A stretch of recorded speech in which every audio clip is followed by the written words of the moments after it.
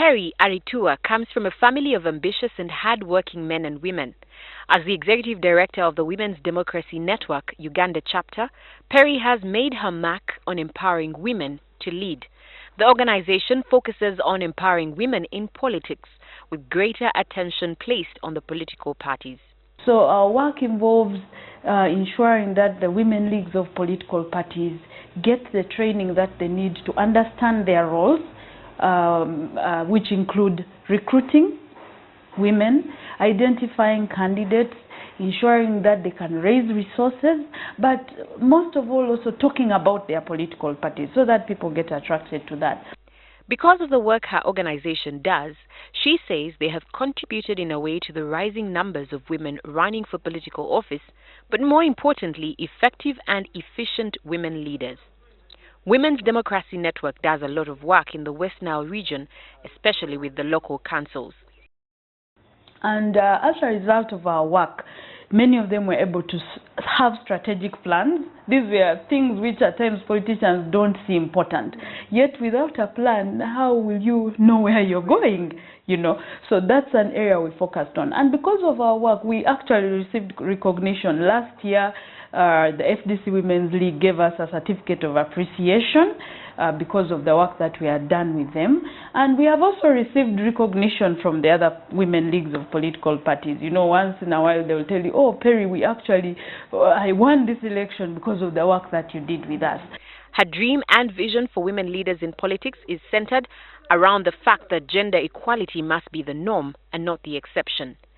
I want to see a Uganda where people don't get surprised that a woman has gotten a position and that she has done well, because I believe we have the potential.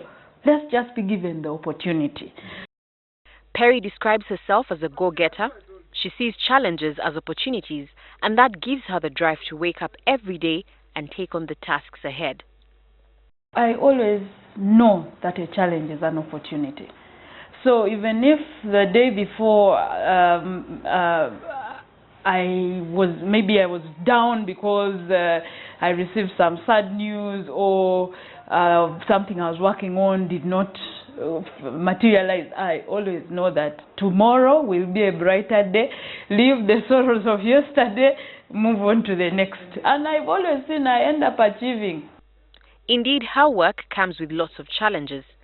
Perry reminisces about an era where women were considered second-class citizens and how this motivated her to take her education seriously. The many years of women's subjugation have affected the empowerment of women today. If all your life someone has told you you're not good enough, it takes a lot of effort from another person to remove that perception from you, who has always been told, you cannot lead, you are just a second-class citizen. So one of the challenges is getting them to realize that they are full human beings who, when given an opportunity, at times have outperformed their male colleagues. So that's one of the challenges I always see, the inferiority complex. Perry is married and the couple has 2 boys aged 10 and 12. Her work is quite engaging and requires frequent travel. The obvious question at this point then is how she balances work and family. Perry says it's important that your spouse understands the job you do.